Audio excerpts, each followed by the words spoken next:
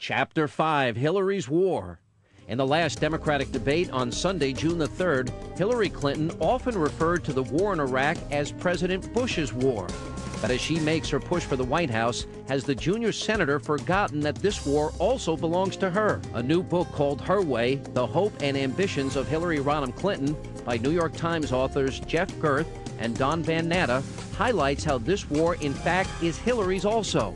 It's from the information in that book that we learn just how Hillary Clinton came to support and then disown this war. We'd also like to note that Hillary's spokesperson was quoted in a Washington Times article reacting to the book, saying, if past books on the Clintons were cash for trash, he added, these books are nothing more than cash for rehash. Their objections aside, tracking the senator's position on the war is almost as confusing as voting before it before voting against it. The comparison she is trying desperately to avoid. In recent months, the presidential hopeful has had no issue standing to the left and blasting the president over Iraq, but we have to remember, this is a woman who at one time was standing by the commander-in-chief. In October of 2002, with her eye on the presidency and not wanting to look weak, Senator Clinton voted for the war in Iraq and described it as, quote, the hardest decision I ever had to make. But even as Hillary tries to separate herself from that vote by saying that she was deceived by intelligence, the facts paint a different picture. In fact, neither Hillary nor her people ever read the National Intelligence Estimate. So how can she have been tricked when she didn't even look at the information given to her? But that wasn't her only opportunity to choose a different path. There was another vote that Senator Clinton could have taken a stand on, and that came on October 10, 2002, the same day Hillary made these comments. It is a vote that puts awesome responsibility in the hands of our president, and we say to him, use these powers wisely and as a last resort. And it is a vote that says clearly to Saddam Hussein, this is your last chance.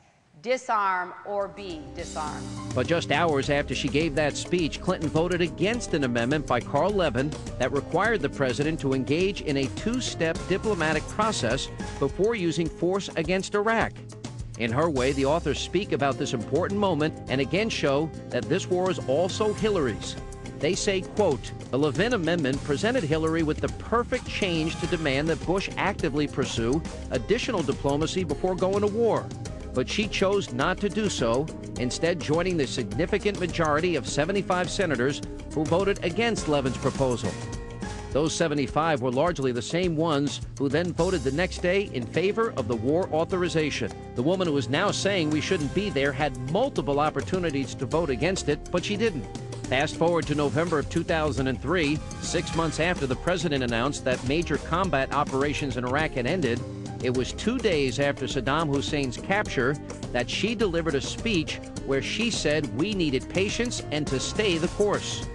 I was one who supported giving President Bush the authority, if necessary, to use force against Saddam Hussein.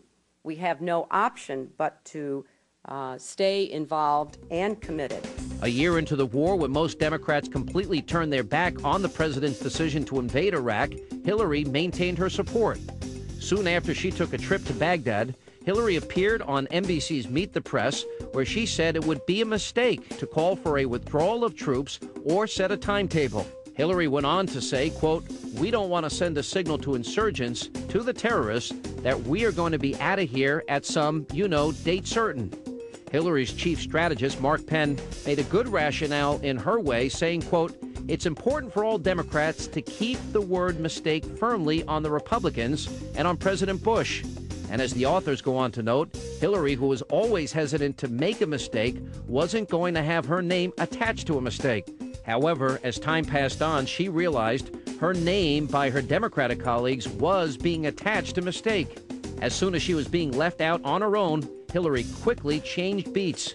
On June 14, 2006, a group of Democratic senators and their aides headed to a private room in the Capitol. And according to reports, the usual attendees were surprised to see Hillary in attendance. In that meeting, Senator Reid offered to hear her thoughts. An unidentified participant recalls that day saying, quote, it was odd to give her the stage on this. Even Hillary's own party and colleagues were shocked to see her sudden turnaround. Almost out of nowhere, she started to blame the president for misleading Congress.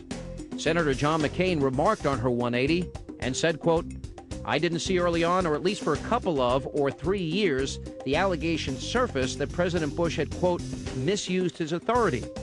So now we stand in the middle of a heated presidential election, and again, Hillary refused to be out on her own. She recently voted against the Iraq spending bill that would provide more funding to the troops. Her top competition, both John Edwards and Barack Obama, were also against it. Let's, however, not be fooled by her current votes to end the war. The votes were made in the battle to win the Democratic spot for the presidency. The last thing Hillary wants is for John Edwards or Barack Obama to be the only candidates to appeal to the hysterical anti-war left. And that's why Hillary runs so hard away from herself.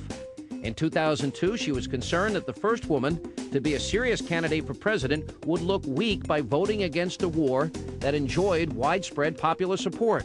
And now she's concerned about appearing too hawkish to the left-wing fringe.